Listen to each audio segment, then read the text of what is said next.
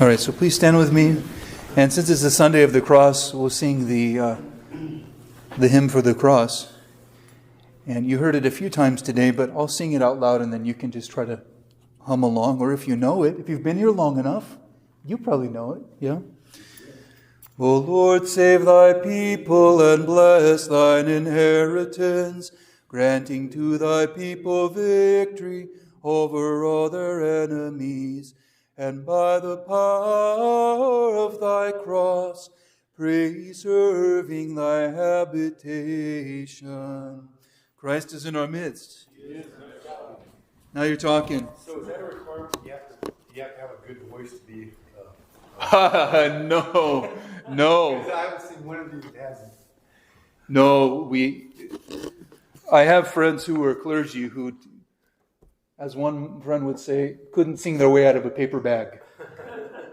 Yeah, but they're gifted in other ways, you know.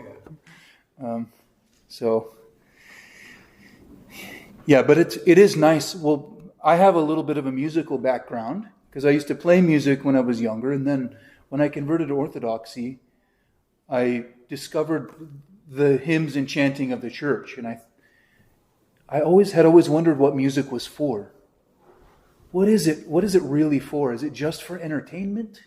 Is it, it always felt like it was deeper, like it had more of a transcendence to it, but I felt like we weren't using it properly in a way because it was primarily for entertainment, commercial, appeal. And I also noticed too that we were using it to influence people's behaviors a lot of time. In popular culture, music is a way of getting through to people, sending messages about, all kinds of things. And corresponding to the music is the fashion and the style, everything that surrounds that. And I played music for a while in a band when I was younger, and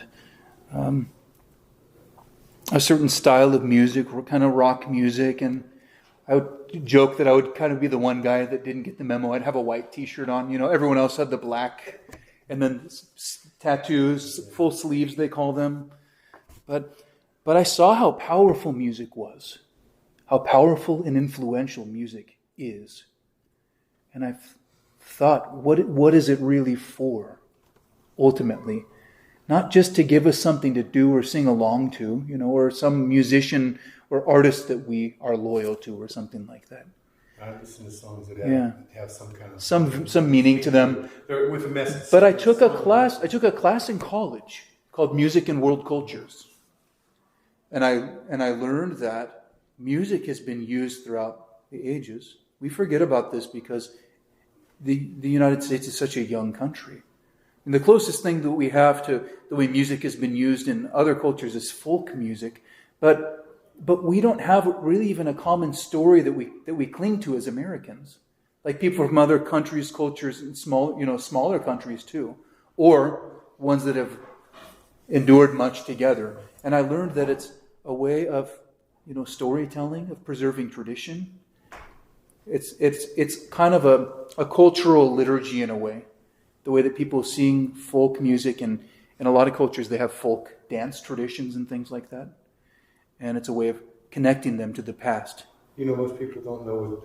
Most people just sing the national anthem. Most people don't know the story behind the national anthem. Look it up on YouTube. Yeah, well, who's Jose? For example. That's what we thought growing up. Yeah. Huh. Most people just, because Interesting. we were taught as a kid, nobody ever explained the story behind the whole reason why, what it's about, and how it was written. And we're disconnected from even our short-lived tradition because of the individualism that's so prevalent in the West.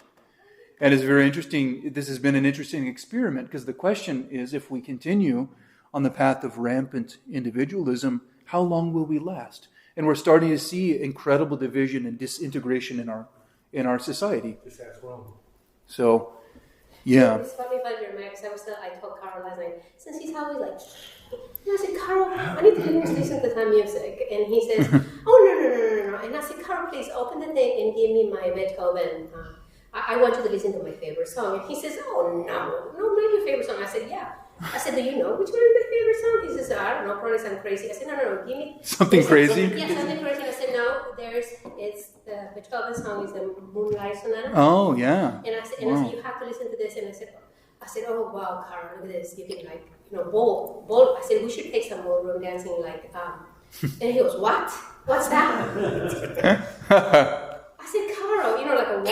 Can't you just do it on on the computer or something? Yeah, like a waltz. And he says, a waltz? What's a waltz? I'm like, just listen to the music and then you can kind of imagine it. He says, no, but I didn't even know how to dance.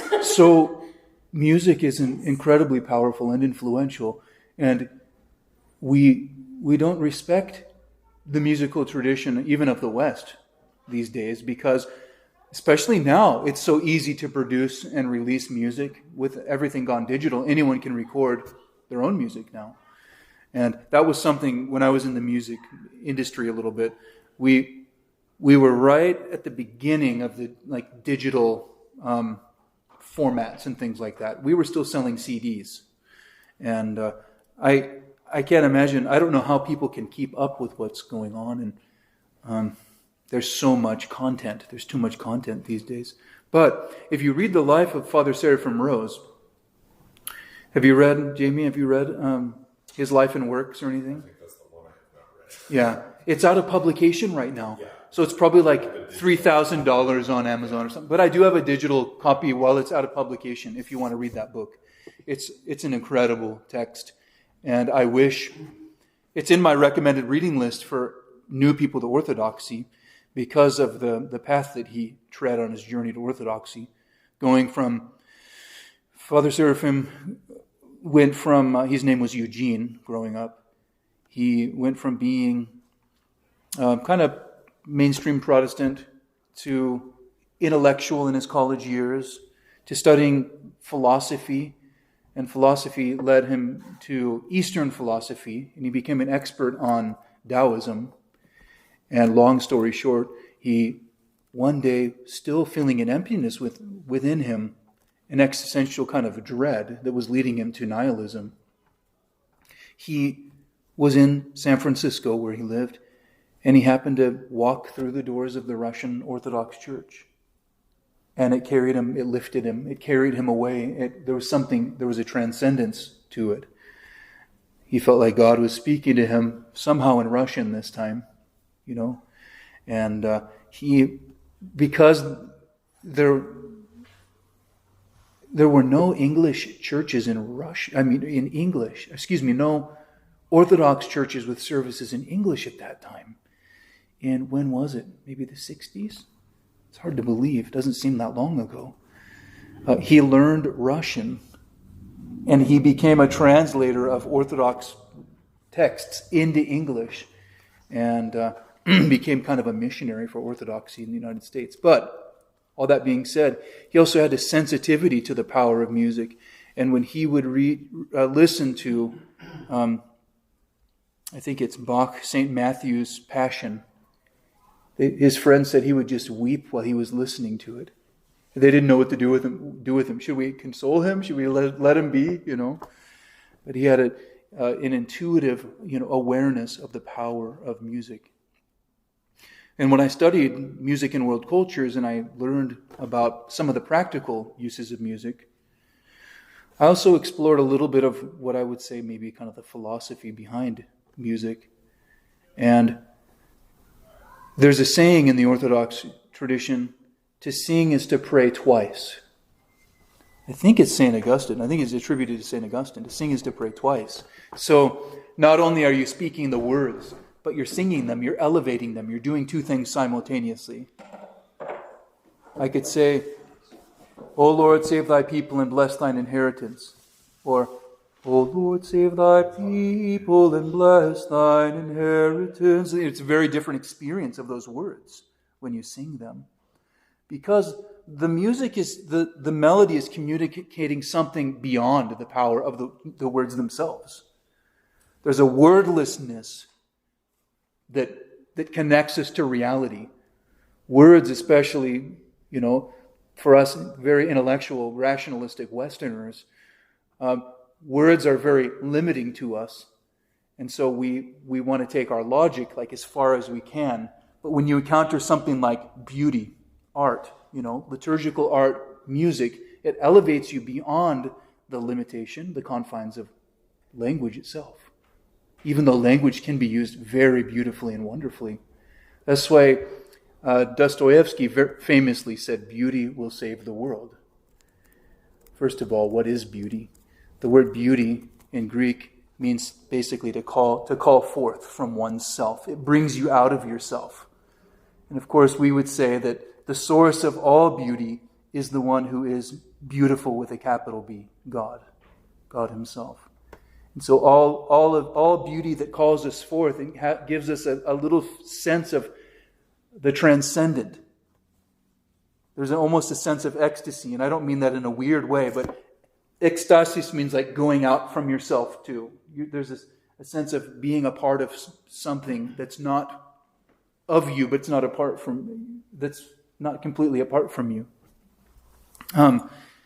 We have experiences of beauty that are like that, and ultimately, I think beautiful music it connects us to, in a way, the transcendence of God, and that's why the Church has always valued singing and liturgical music.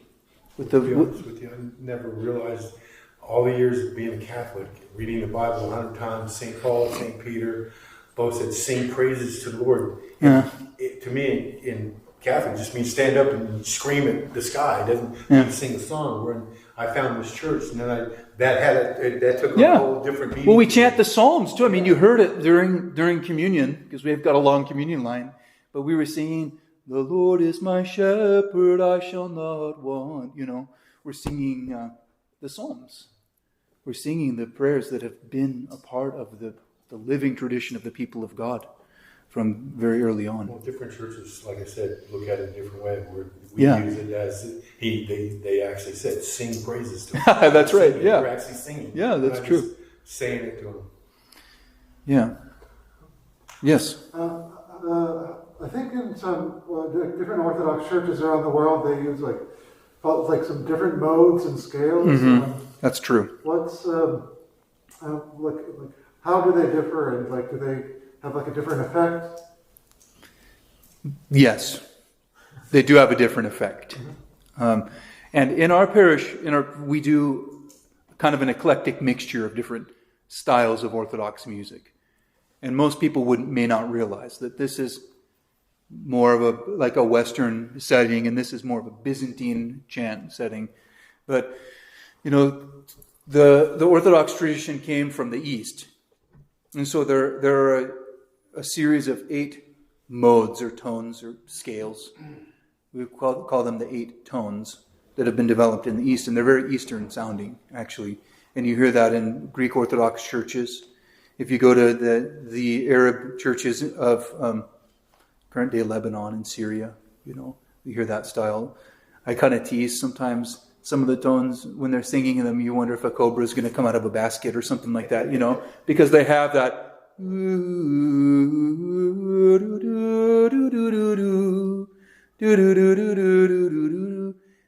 Is Hades despoiled Adam is recalled from the dead.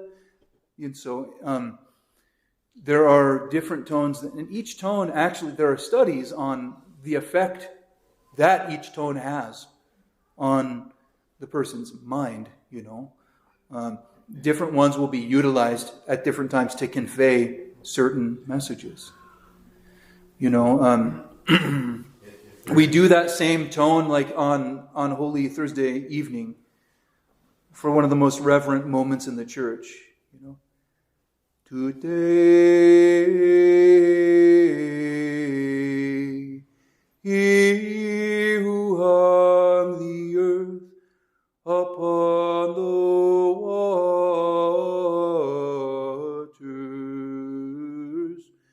is hung upon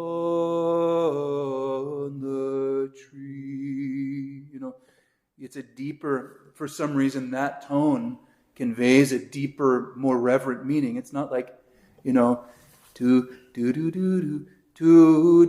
he who hung the earth upon the waters is hung upon the tree. is a very different tone. It has a different effect. Both Byzantine modes, but different result.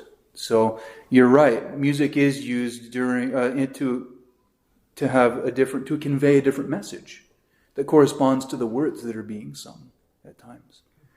And then also, without going into too much detail, because it is a little more complex for people who are really interested in it, the best way to learn about the music of the church would be longer term to get involved, once you become Orthodox, to get involved with singing and chanting. And I actually think I agree with Father James, who was the priest before me. He would say we have two primary forms of evangelism in a way. I would add a third, but in our parish here, he would say the first one is the music that people hear when they come to our church and they go, "Whoa, that is beautiful." It draws them in. It's grand. It's intentional. It's lovely. And then the second one, he said, is our coffee hour, where people fellowship together and they get to know each other and they tell their stories. The third one, I would say, is just interpersonal relationships primarily, just sharing. That's how most people are reached these days, although a lot of people are finding things on the internet too. But anyway, the music is an important and profound part of our worship. And there's an 8-tone cycle that we go through that creates a kind of a sense of variety. And you'll see that there's, over the course of 8 weeks, we'll cycle through the singing of particular hymns. If you were at church every day too, it would become much more noticeable. If you come only on Sunday, then it just sounds like there's a different repertoire, But if you were here throughout the week, you would notice some of the kind of the continuity of the types of music and the tones that are being sung. But in addition to that, there are a lot of variable hymns. One of the reasons being in an Orthodox choir is challenging is because there are a lot of variations to the music on any given day. We could be, a lot of times we just set text in front of us in a particular tone and we start singing it together, And so I have a lot of respect for the choir, They make it mostly look easy, but they take on a huge responsibility for leading us in worship. And I think they're really participating in that beautiful work that helps remind the world of what it was for, what it is, that beauty that will save us. So there are Byzantine tones that came out of the East, and they've evolved with time. I mean, there are different ways of interpreting the notation. There's a particular type of notation that was written that is not the same as Western notation in the Western scale. So some people these days even go into the art and practice of doing Byzantine chant, learning it in its more traditional scales and notation, which has microtones. I don't know if you even know what microtones are, but we have on our scale, if you think of a piano scale, do do do do do do do do do do do do do do, and then you have the black note on the piano, do do do do do do do do. You still have what's called a step or a half step, but in the Byzantine music they have what are like quarter tones that are in between the notes on our piano or our guitar scale, that are learned primarily through chanting them, through hearing it done, through emulating, a master, through the tradition of discipleship, of mentoring, being mentored. That's how wisdom has always really naturally been passed on from a person to another. That's what the word tradition means. Tradition is an action word. It's not just a static thing. Like the word tradition comes from the Greek word which means to hand down. So it presupposes active relationships. A father teaching a son, a tradesman teaching his apprentice, a chanter teaching his mentee. Like me with Father James. Father James got to know me and he slowly started teaching me about what it took to oversee a parish, to be a shepherd of a parish. And then when he retired, he gladly handed it off to me. But anyway, because we're disconnected, there's an interesting phenomenon in the West and in the age that we live in where we can access information on the internet that we are disconnected from. It's a pro and a con, because we can discover things like, I never knew about Orthodox Christianity because I didn't grow up around anyone who's Orthodox. And so now we're engrafting into a living tradition that has been, again, actively defined by those relationships. It's organic. It's not just a textbook that you read and master, but it's a life that you have learned to live that has many aspects to it. From the way we pray, the way we worship and do services, the way we chant, things like that. It's very holistic, in that way. And here we are trying to figure it out, bumbling our way through, is even the idea of mass conversion like we have. I mean, we have a lot of people converting to Orthodoxy in the West. In the East, where there are kind of predominantly Orthodox countries and Muslim countries and Hindu countries, people don't convert like they do out here. They don't have the luxury of doing it like we do.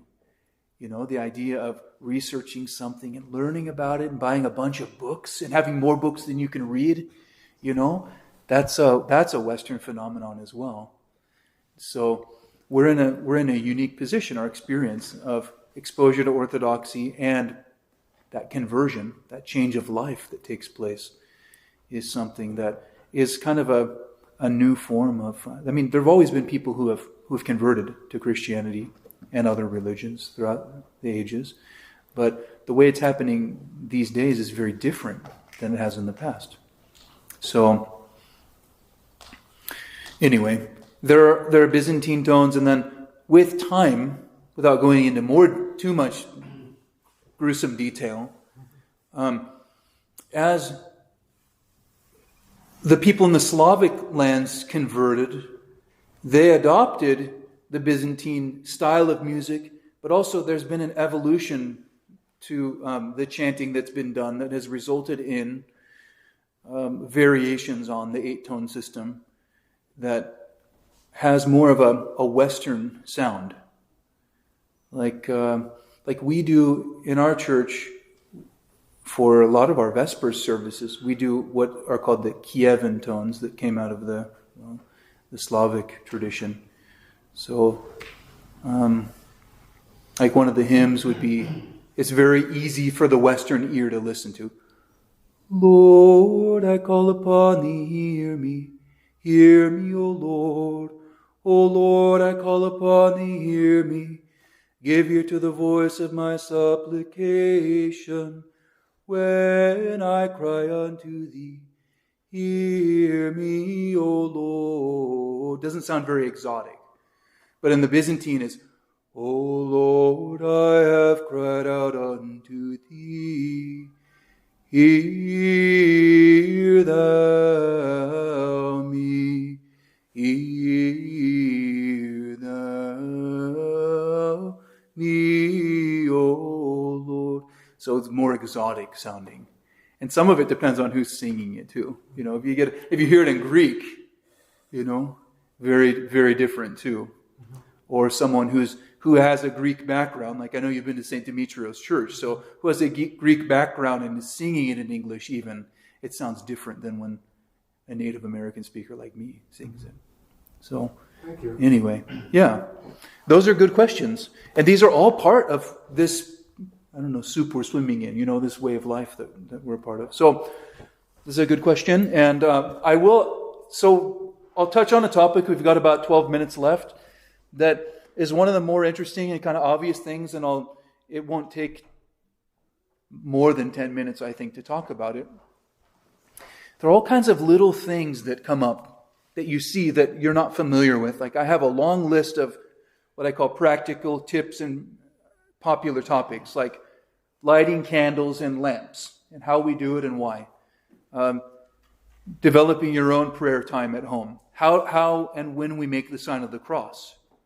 Setting up a prayer corner, the use of incense, why we use it, what it's for, how to use it. Men with long hair and beards. What's up with that? Singing, reading, and chanting prayers.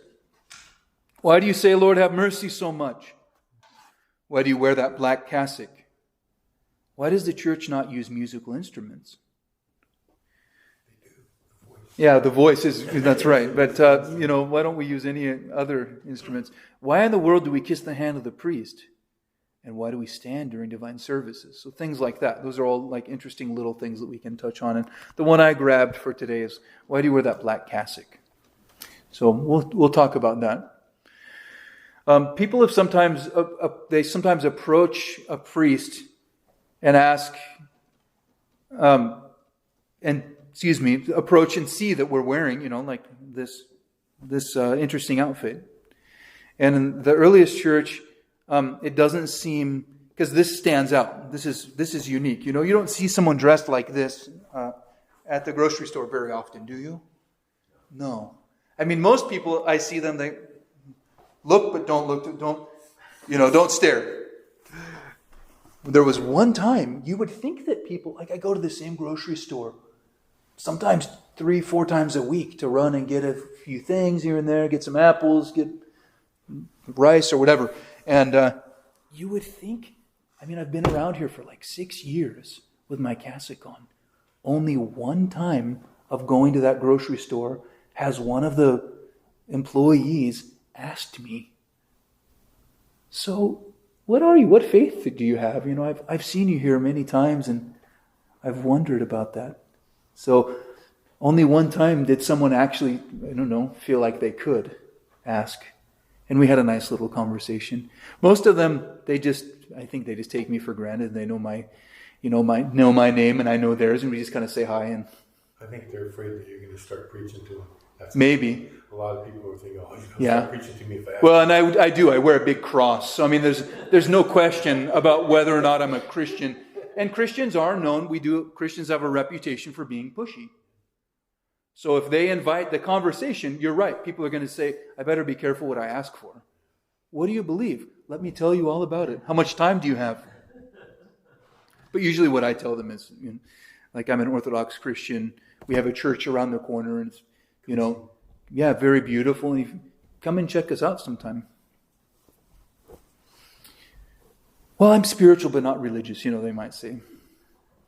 But anyway, it does stand out in our culture. If you go to Greece, seeing a person in a cassock is not going to surprise you because, there are a lot of clergy around.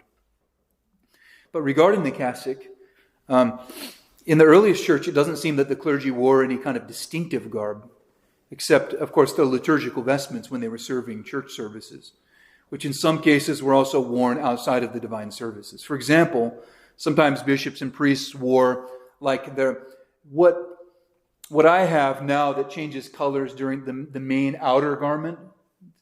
I call it a cape for people just to know what I'm talking about, but it's called the phalonion in Greek. But it's like,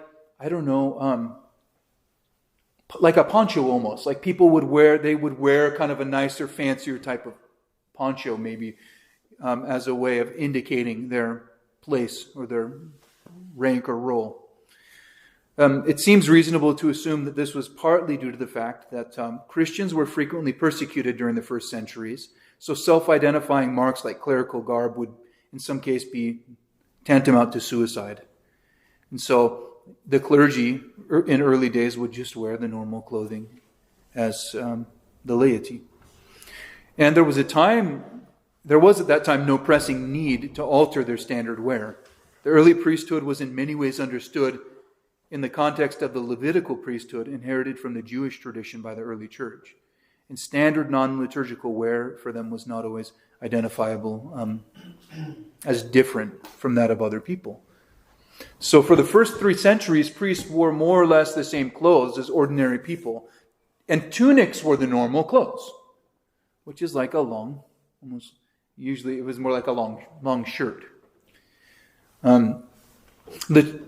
When it became fashionable to wear shorter robes, us Orthodox, we like our modesty.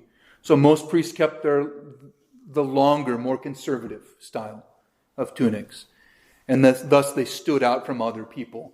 So what became casual wear was something that was not adopted by the clergy because of the modesty, and it'd be like I was doing something recently. You can see my hands and my face basically. I was doing something, I pulled up my pant leg or something, and someone saw my ankle and they were like, "Oh, Father!" It's kind of funny just to see, because you don't think of seeing a priest's legs or anything, I mean, maybe if I was working hard, I'd unbutton and roll up my sleeves a little bit. But I wouldn't want to, that would be embarrassing for some of you guys to compare yourselves to my guns. Try not to take people to the gun show too often. Which way to the beach? Yeah, what's that? Yeah, which way is the beach? That way? So, anyway, as fashions changed in the Roman Empire, it seemed right for clergy not to follow the worldly styles of clothing. So they preserved a more simple, traditional style of garb. And there was a council in 572 that seems to be one of the first to mandate that clergy wore a tunic that reached down to their feet. It was long.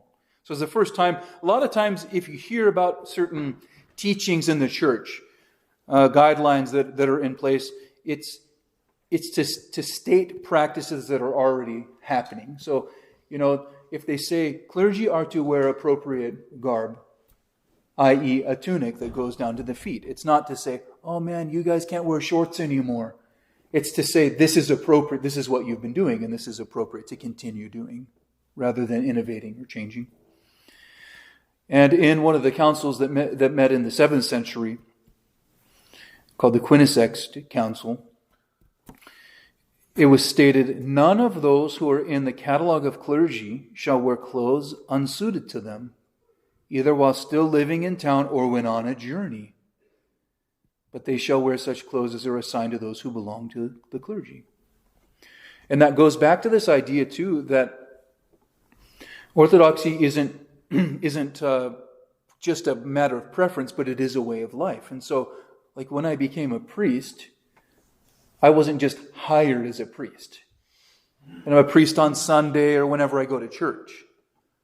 I am a priest by the laying on of hands and by the grace of the Holy Spirit. Through ordination, I became a priest. And that's not something that I can turn on or off. One of the things about becoming a priest that I thought was really eye-opening is it made me realize something about the Christian life. I felt like I learned more about being a Christian than I did about being a priest. Because basically when I was ordained, I just was full-time. I felt like I have to live with integrity and I can't turn it on or off. It needs to be my constant, my faith, my way of life, my beliefs, my manner. And the cassock has a way of kind of holding you accountable to that. But I thought, that's how I should live. That's how Christians should live, whether or not they're wearing a particular outfit, whether you have a cross on or not. And actually, that's one of the reasons why, when we're baptized, we put our baptismal cross on, and we just don't take it off. I wear it I can't tell you the last time I took this off. I wear it in the shower. I wear it all the time. Some people like to take it off when they go in the shower or in bed because it wraps in their hair or something. But we wear, one of the reasons we wear a cross all the time is to remind us that this is who I am. Even better than a cross hanging around your neck would be to have this engraved just on your heart and in your mind. This is who I am. But that constant calling, that vocation of accountability and integrity when I became a priest, I thought, man, this is just how we're supposed to live all the time, not just those who were ordained clergy. There's a Greek word, schema, and they use it in monasticism. Oh no, I'm going to run out of time. It's like a word for garb, but it's almost like more like the word for imprint. And so when you become a Christian, you clothe yourself with Christ. We say, as many have been baptized in Christ, have put on Christ. Put on Christ. And that's not the same as putting on a t-shirt or a pair of pants or a robe, like we have the newly illumined, we call them in our church, wear baptismal robes.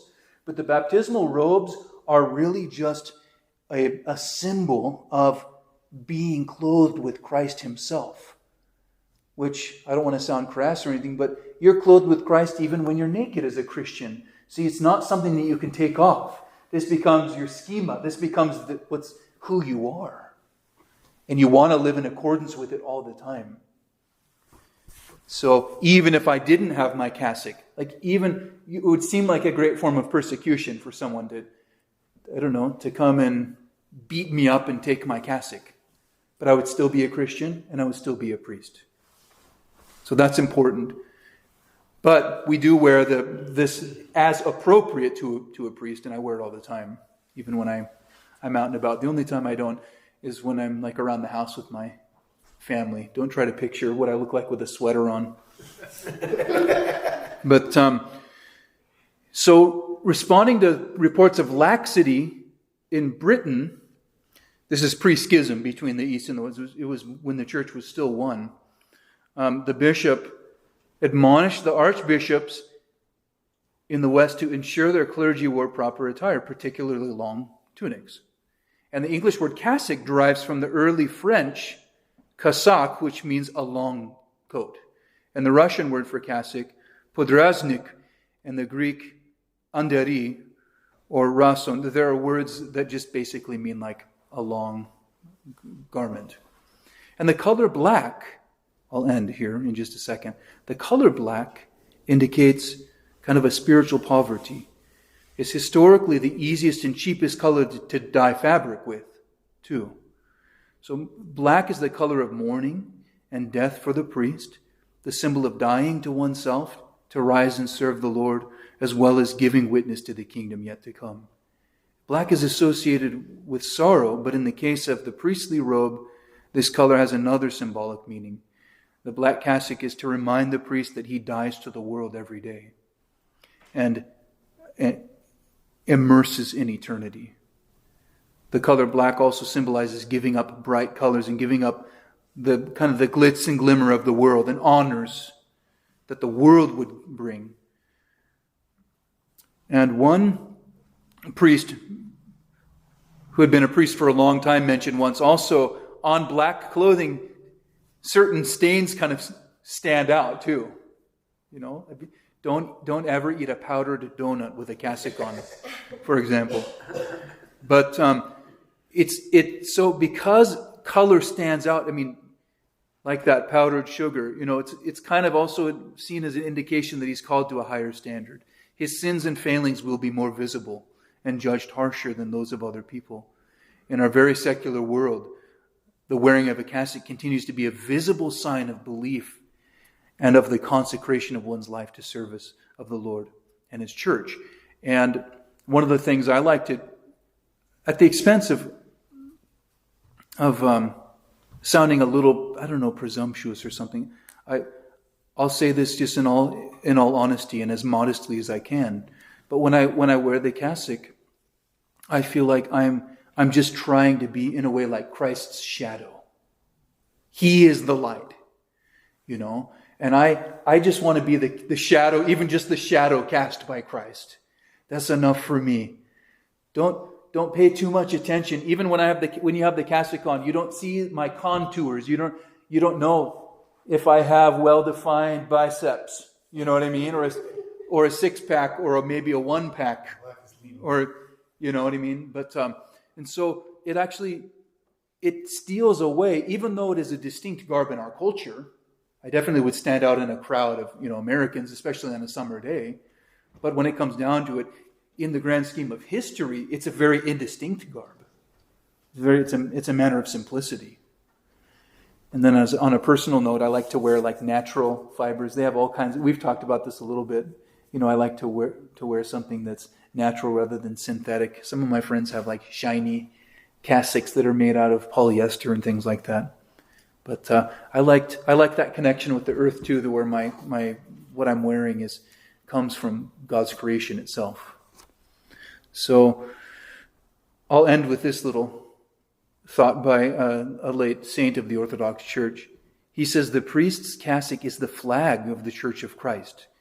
For this reason, we must try hard to honor it, we who wear it, with a holy life, so that those who don't wear it will honor and respect it.